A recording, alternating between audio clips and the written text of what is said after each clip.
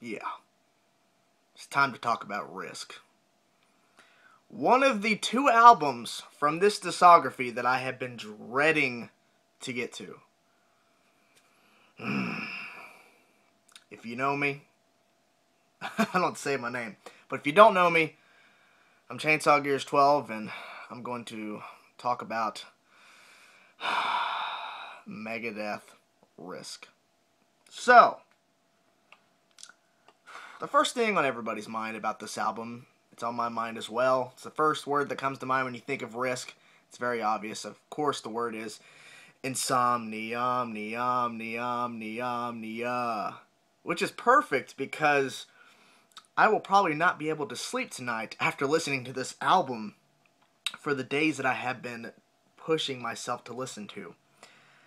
And there is some positive stuff about this review as well, but there's a lot of negative.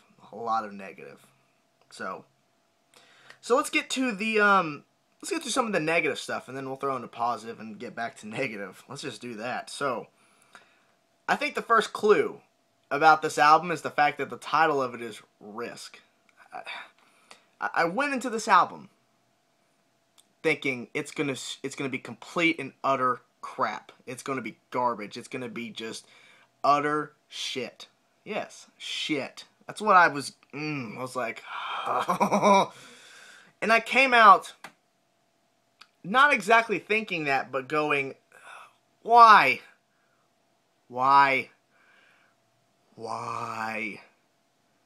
Because 90% of the music on this album, no. I mean, hold on. See, I'm using my cheat sheet here because I don't want to, forget stuff because I got to talk. There's a lot of stuff to talk about, but come on.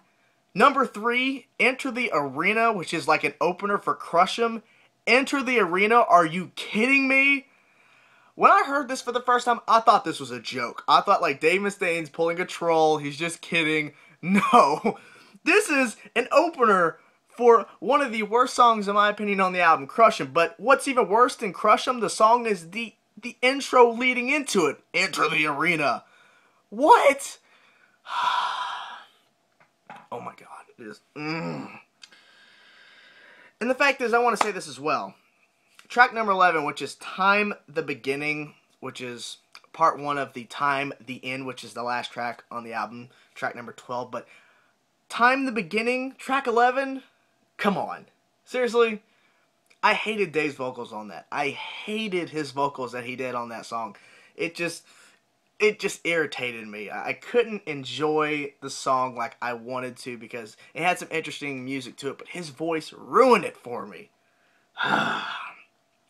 One little interesting note before I go off into the sound of the band, then we'll get back to some of my gripes on this album. And when we're talking about the band sound and all that, then there are more gripes. But one interesting thing that it does say in here is the fact that supposedly, I don't know if this is true, it could be not, prove it in the comment section below, that Lars Ulrich stated to Dave Mustaine he should take more risk with his music.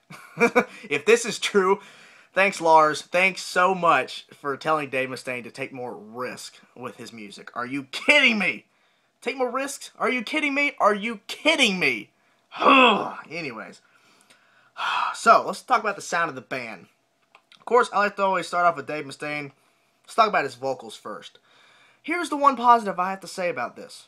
Dave Mustaine's vocals are actually pretty good on this album. I know. You're probably thinking, no they're not. Or you're thinking, oh, I agree. But it's like, the lyrical content, It really is an because it either can be okay to really crappy. So the middle ground is But his voice and the production on his voice is very good in my opinion. I think that it just came out well. I mean, he was sounding like Dave Mustaine. But it's just like overlaying the music and the lyrics is the bad part. But I think his voice is pretty well produced. Let's just say that. He sounds like Dave Mustaine, and I enjoyed his voice. Now the guitars, Marty Friedman and Dave Mustaine. So here's my thing about the rhythm guitar tone they chose for this album. When it wants to be heavy, it'll be heavy. But when it doesn't, which is the majority of this album, it sounds flat. It doesn't sound anything like the past Megadeth stuff. Even the guitar tones that they picked for cryptic writings. You know, this guitar tone is just flat sounding. It just doesn't. It's not appealing. That's the gist of it. It's just not appealing to me. So, but like I said, when it wants to be heavy, it'll be heavy, but only in certain parts. Other than that, I just didn't enjoy the guitar tone. No. But on the flip side, the lead guitar tone, the guitar solo tone, the lead tone, basically, the Marty Friedman section and sometimes Dave Mustaine, is that I enjoyed that because it sounds like a lead guitar tone that Megadeth would pick. But it's like, why does the rhythm not sound good? But when it does want to sound good, it does. But when the majority of the time it doesn't. But why does the lead sound good? Why is the lead always sounding good? I don't know. But that's another positive. The lead guitar tone is good. Solos, they're pretty good too. I mean, when they want to be. Obviously, this music does not ask for 100 miles per hour guitar solos, but when they do come along, they are... there's not a bad solo on this album, in my opinion, but with the songs, don't expect like fast solos from Marty Friedman on this. Don't expect it. David Ellefson, his bass. The positive about this is that his bass is turned up. It's not turned down. It's turned up, and you can hear it through the music. But the negative part about it is that he's not really being shown on this album like he has been on previous albums. There's no moments where the bass is being, just played by itself with the drums and Dave Mustaine or whatever. The bass is not being shined. David is not being shined on this album. He's just kind of in the background. He does do some kind of interesting moments. You can kind of hear overdubbing the guitars, but the majority of this album, he's just being a bass player, being in the back, and I did not like that one bit. And one thing that I don't think, it didn't change the album in my opinion, because they have a new drummer, Jimmy DeGrasso, hoping I'm saying his name right. Just call him Jimmy. So, Jimmy's on drums. Nick Menza, out of the picture. He's gone. And my thing is, it's obvious, but it doesn't really change the musical things about this album, because that's in the Dave Mustaine department. The drums on this album are very bland. I mean, there's nothing really going on in the drum section, just keeping beat, and might throw in something here or there, but mainly, I'm just going to keep the beat. I'm Jimmy. I don't know what's going on. I'm just going to keep the beat. That's what it felt like to me. It just felt like he wasn't inspired, because the music's not inspiring. I mean, like I said, those little itty-bitty moments throughout the whole entire album that are, I would say, pretty decent material, does not make up the fact that the majority of this album it sounds like a joke. So, like I said, Jimmy, I'm just back here. I'm just playing drums. I'm just back here. I'm just keeping beat. Just, what Dave Mustaine says goes. Dave Mustaine, That's what it feels like to me. So, back to the songs. Not going to go through each song, as I always do. I don't do that. But it's just like, some of the musical elements on this album had potential to go somewhere. Like, when I heard a riff or heard a section in a song, I'm like, maybe they could take this somewhere. And they don't, though. That's the problem. It just feels like that Dave Mustaine was confused. Like, I really want to have a one-on-one interview with the man and go, why did you do this? Why did you do this? 90% of the music on this album is just like a big question mark. That's what it feels like. It's a big question mark. I'm so confused. Like, why, Dave Mustaine? Why? Why did you do this? That's what I want to know. Because there's some things on this album that I do enjoy.